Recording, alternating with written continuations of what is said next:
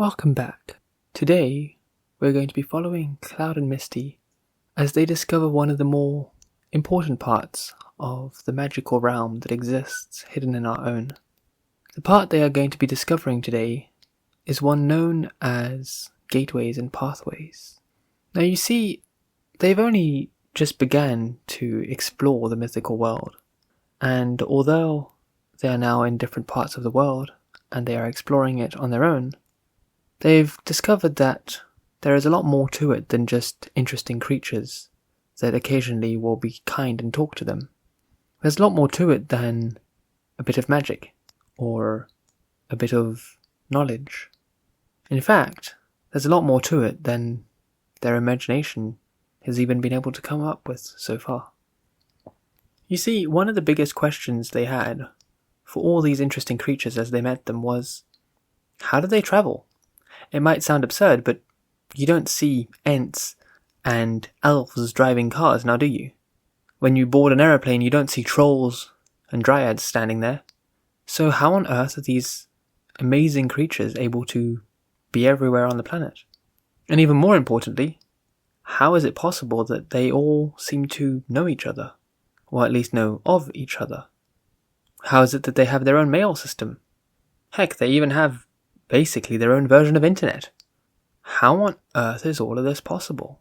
Well, you see, a normal person would probably be too afraid to even start questioning these things, especially when it comes to asking a dragon or an angry older dryad, maybe even a water nymph. You don't really feel like asking them something that seems absurdly normal, like, oh, how do you access internet? How do you go from point A to point B? It seems a bit strange. Well, that's only really applicable to people who know everything there is to know. People who are already aware of the intricacies of the world, and especially the mythical world. And I'm sure at this point you've all gathered the fact that those people are quite rare. There are not that many people who are aware of all the truths that are hidden in the world.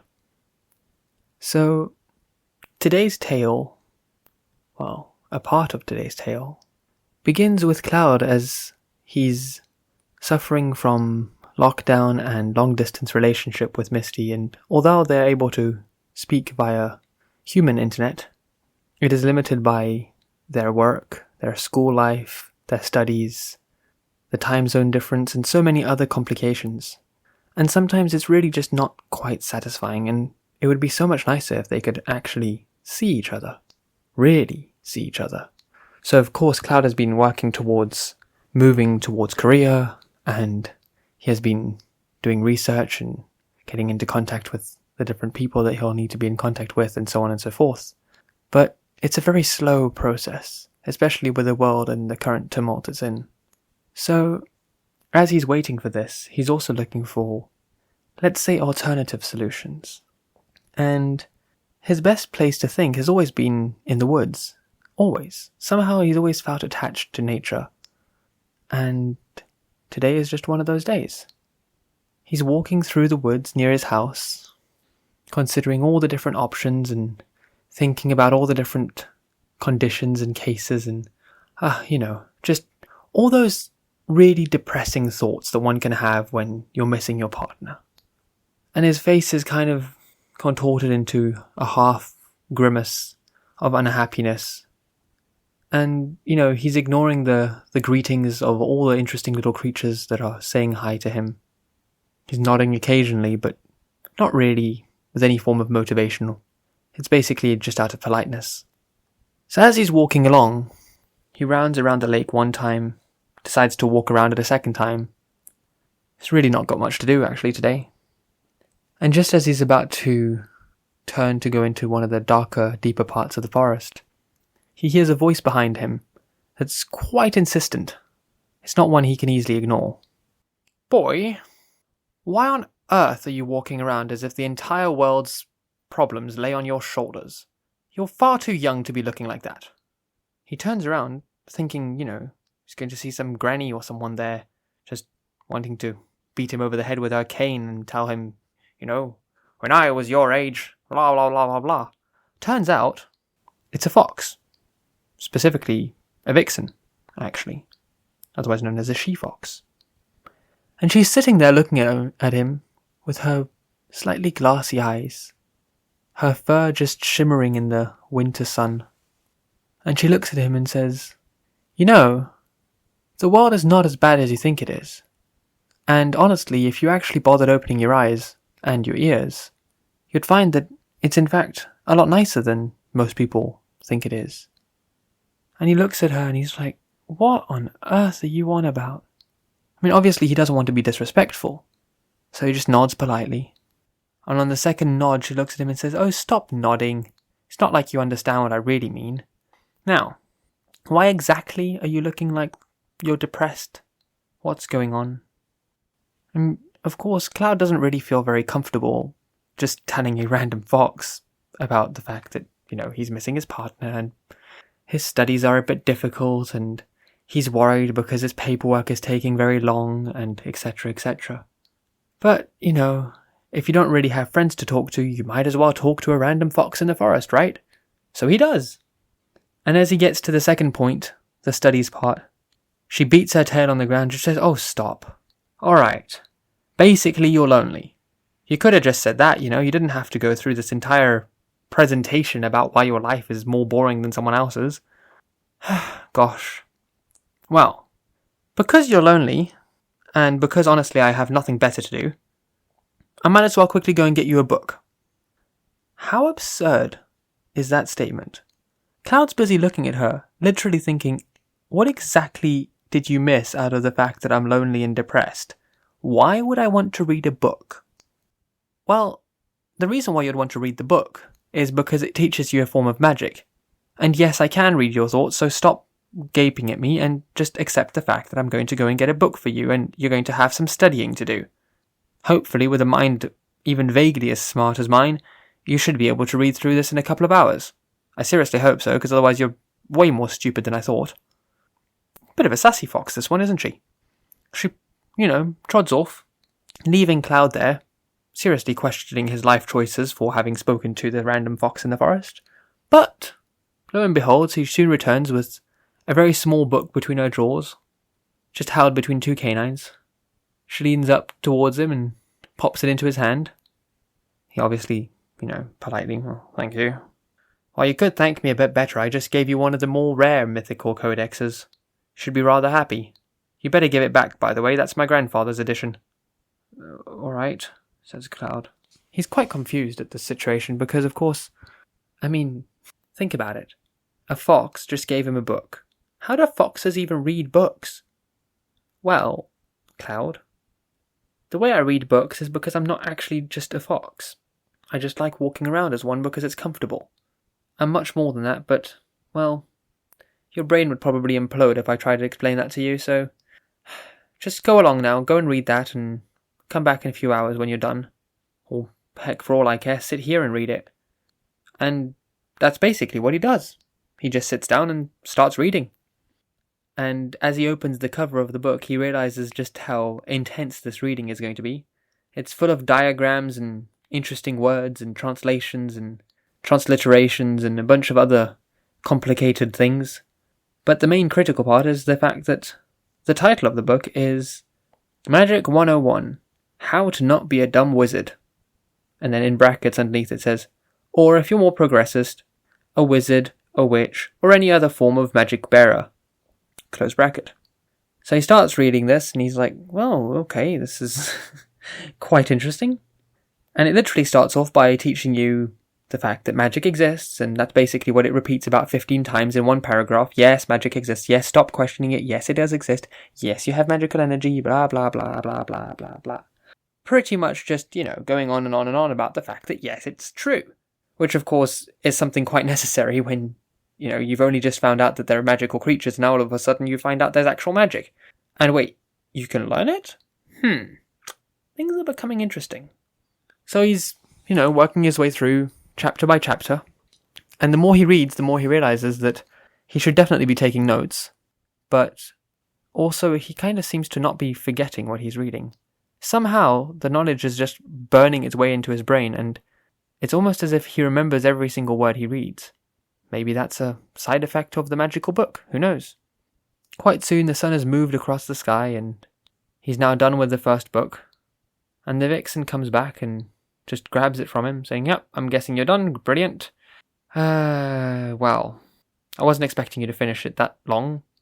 Like, it's almost nighttime now, you can't really read here, and I don't really want you to take one of these home, but, whatever. Come with me." So she takes him along, and just as he gets to wherever she's taking him, he's not actually sure. It just looks like a bunch of mounds of dirt. She somehow disappears. Not into thin air, but almost as if there's a crack in space and time. A crack in existence. And then she reappears, but this time not really the same way. You see, a fox is a fox. Four-legged, fluffy, very cute, long bushy tail, orangey gold fur. But what reappears through the interesting crack or whatever it is a 20-year-old or so woman.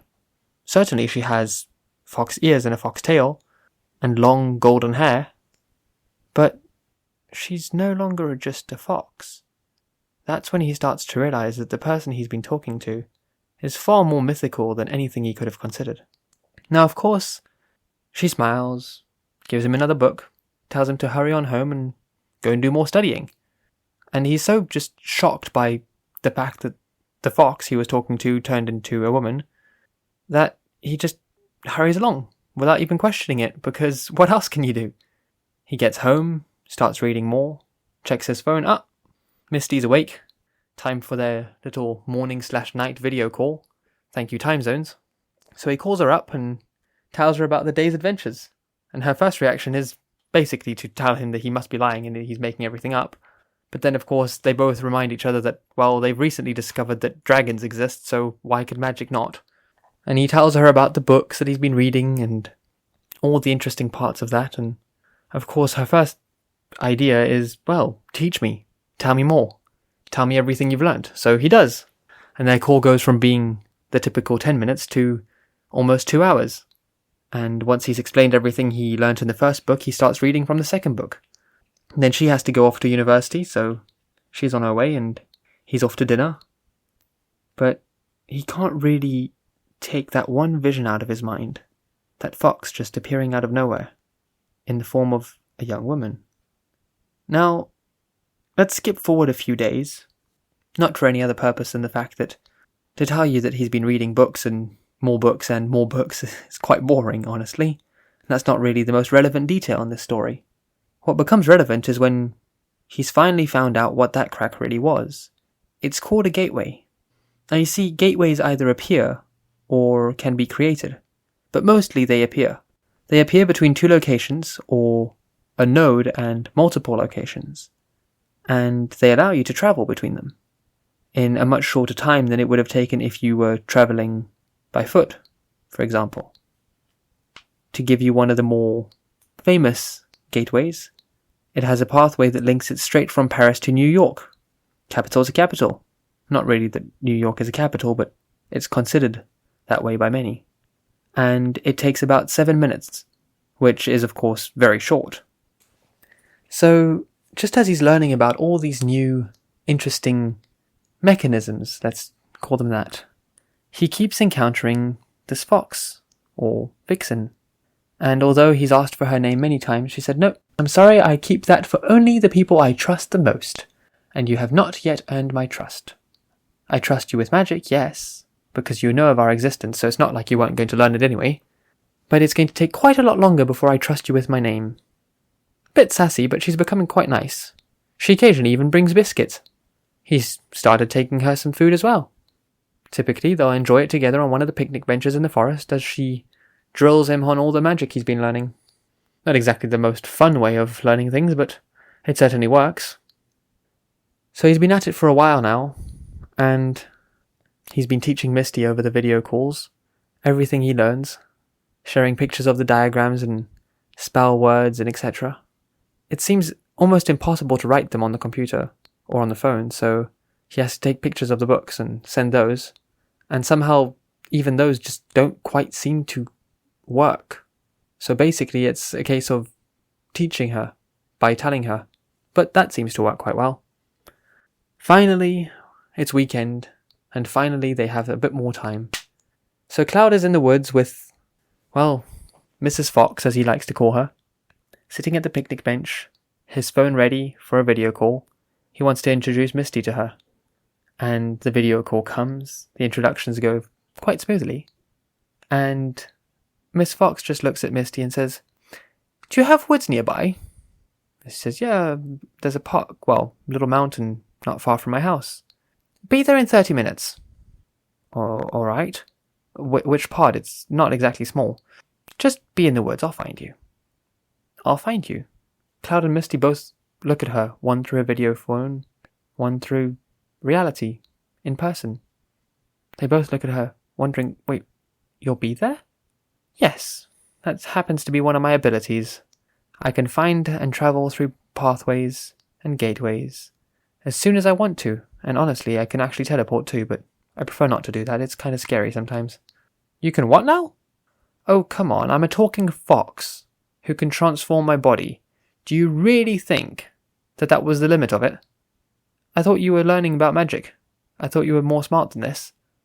They're both slightly taken aback, and they start questioning a lot of what they've been reading and learning. But of course, she just smiles and says to Misty, "Well, I'll see you later. And if you don't mind, could you bring me some of that Korean dried octopus? It's quite nice. Or squid. Can't quite remember which one it was. It was quite tasty. I'd like some of that, please." All right."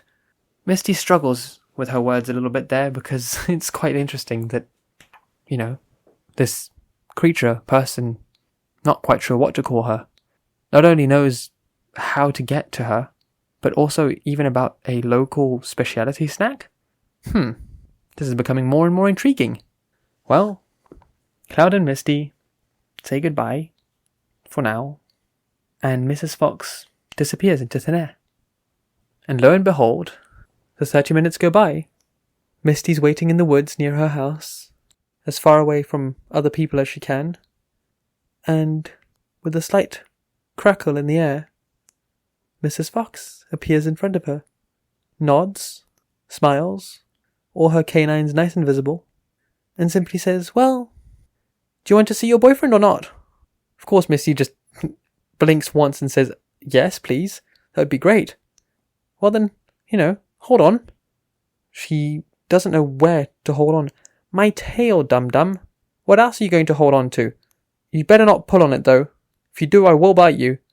She reaches down and touches the fox's tail, and just as she does, her whole world seems to move in and out of existence very quickly, and she basically just blinks, and next thing she knows, she's standing next to a picnic table in the woods in Normandy, France, staring at Cloud as he stares at her, both of them blinking, not believing their eyes.